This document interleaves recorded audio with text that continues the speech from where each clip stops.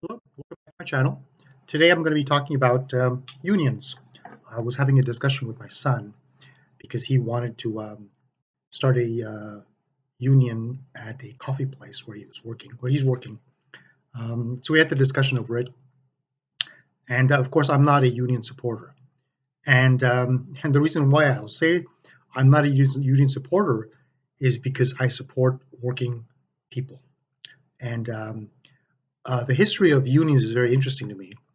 Unions in the United States have been around for quite a while, but it wasn't until the 30s that they really hit their stride. There have been attempts to organize people, and the um, first unions that organized did organize for a good reason. They weren't being paid. They were being made to work a very dangerous job sometimes with no safety and there were no requirements. And of course, the unions started two things that I'm not a big supporter of, which is the 40-hour work week and minimum wage. But it was seen as, um, they were trying to protect workers. Um, Before that, sometimes workers would come in and they would be given some dangerous jobs, made to work very hard, and they're not paid. And unions got people together. They organized and they, through collective bargaining, and they would make demands of a company, and the company, and not wanting to stop whatever they were doing, production or whatever uh, work they were doing, they would negotiate, and they would sometimes get better wages, promises of better working conditions. Sometimes they thought they were maybe being fired unfairly, so they would request that there would be some procedures. You have to be given a notice, a warning, and what they ended up doing, and we don't know if this would have happened on its own organically, but laws were passed, and so it isn't just union members that get the 40-hour work week and minimum wage laws apply to them. Everyone does, and like I say, I don't know if it would have happened organically, it would have happened on its own, or if unions caused it to happen. Um, I don't know either way. It could have been that unions pushing for this stuff made it happen, but other people working, would have ended up not wanting to go to a certain company because they had a bad reputation, and so they may ended up calling their Congress people or politicians in office saying, we want you to protect people in our state. So they would have passed laws. Um, One of the other big one that they passed was OSHA, occupational safety. Essentially, um, that you have to have safe working conditions. And this is one that they push. That they say that they had. They introduced this legislation. The unions did, um, and that it helped. Since then, it's been a lot safer. When you see the graph of safety improving in companies, it was already improving and at the same rate.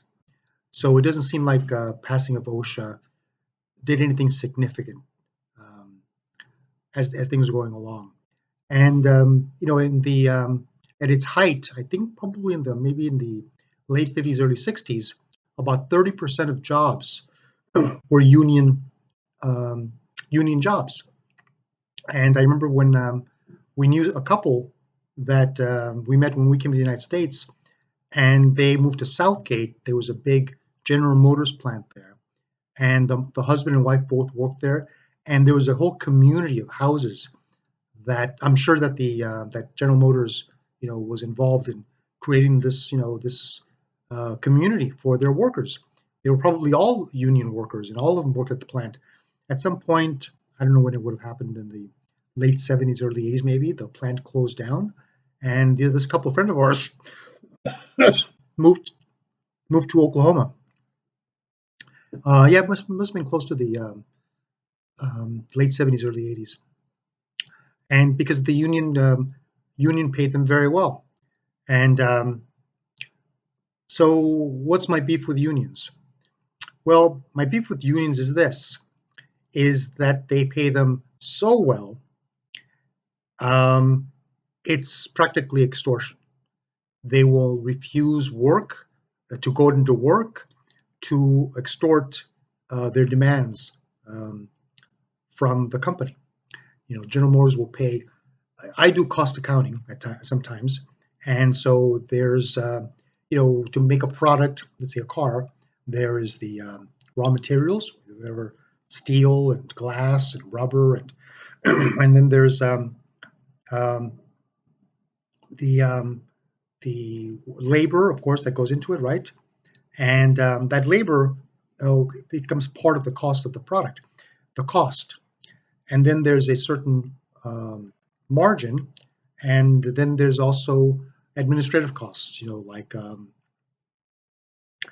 don't know, let's say executive salaries, which is they sure they complain about a lot, and insurance for the company, let's say, and uh, other things that the company pays for that's not part of the directly building the car. And one of the things that's happened over the years is that less and less things are made in the United States. I think that the biggest employer at one point, and maybe even currently, is Walmart, which doesn't make anything, but they employ a lot of people, maybe more than any other company in the United States. And so, why is that? And some of the union members or former union members, retired or so on, they might say, well, because the companies were so greedy that they decided to move to Mexico or Canada or somewhere else because the labor is so much cheaper there. But if you look at American cars, particularly in the 70s and then in the 80s, they're awful. They're just awful. The quality is awful. The technology is awful. You still have these these little plastic buttons and plastic door handles, and their electrical systems are just off horrible. And why is that? It's because they paid their employees so much. I remember hearing once a statistic that, and this is in the car industry, but this was go as just as well with there are no TVs manufactured in the United States any longer. I think the last one may have been either Magnavox or Zenith. No TVs are made in the United States. It's hard to find a manufacturing plant that makes anything. I mean, cell phones. I mean, they're all in China, right, or somewhere else. But with regard to cars, I remember reading that there were like 150,000 workers on the lines in making cars in the United States, and there were 500,000 retired collecting benefits. Okay, so whenever you bought a car, a portion of that car went to pay for people that were already retired, and so in the end, they just couldn't afford it any longer. And I remember in the early '80s, I saw a poster that at the top, I think the largest companies in the world, number one was General Motors, and I think number three was Ford. Where's General Motors now? I mean, it's gone, you know. And in Japan, Korea, I think that they have some unions, but they're not. There's a different culture there, and so the cost is also less, and for several reasons. But the unions, essentially in the United States, they put all of these companies out of business, and so they move to other places. And now there, I think that the number of manufacturing jobs or non-government jobs that are union, it's something like 8-9%, which is very low. And some of those are for unskilled workers. My wife was doing taxes for a low-income people once, and we went to this um, a shop, a union shop in near downtown LA. They were maintenance workers for the airport, and the place was full of sickle and hammers and pictures of Che and Mao and and Chinese flags, and these were all Hispanic people that were working here.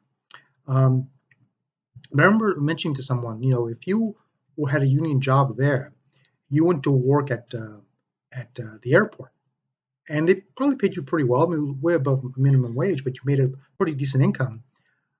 But if you in 10 years you decided that you didn't want to stay a maintenance worker, you have no skills after 10 years, and no one's going to pay you what the union was paying you, so you're pretty stuck. And if something ever happens and the union, somebody else comes in, they outsource to private companies, which the unions sometimes um, fight against, which I think is extortion, right? The company can't decide where it's going to get its workers, but they will strike. And if they lose, then all those workers are out of work, and they have no way to replicate that salary doing what they're doing, and they don't have any more marketable skills. It doesn't take a lot to be a maintenance worker. That's why they are paid so little in other places, because you can train someone pretty quickly.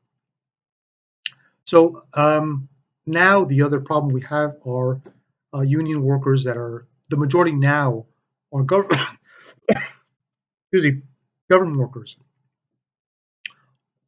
All government workers, and it's mostly SEIU, but they work at the DMV, post office, and they have some skills that are trained, or the bus drivers, municipal bus drivers.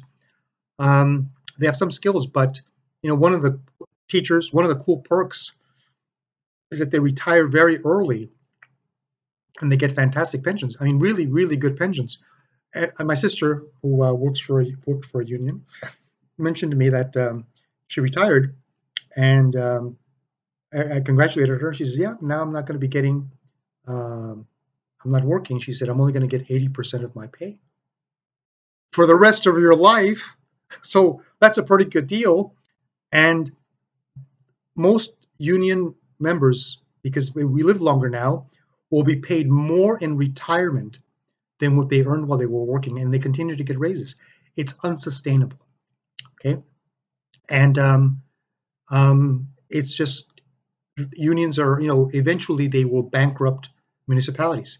California, I think CalPERS, they have um, there's a certain number of, that it's unfunded pensions. They don't know what they're going to do, and so at some point, to circle back, at some point unions did a good provided a good service, but they don't any longer. Now they end up destroying companies. Now you have places like McDonald's, fast food workers that are unionized. You're a fast food worker. If you want to make more money, learn marketable skills and do something else. Those jobs at McDonald's, at Starbucks, they're meant for students, high school students, college students. They have very flexible schedules so that you can go to school in the day and work at night, or vice versa.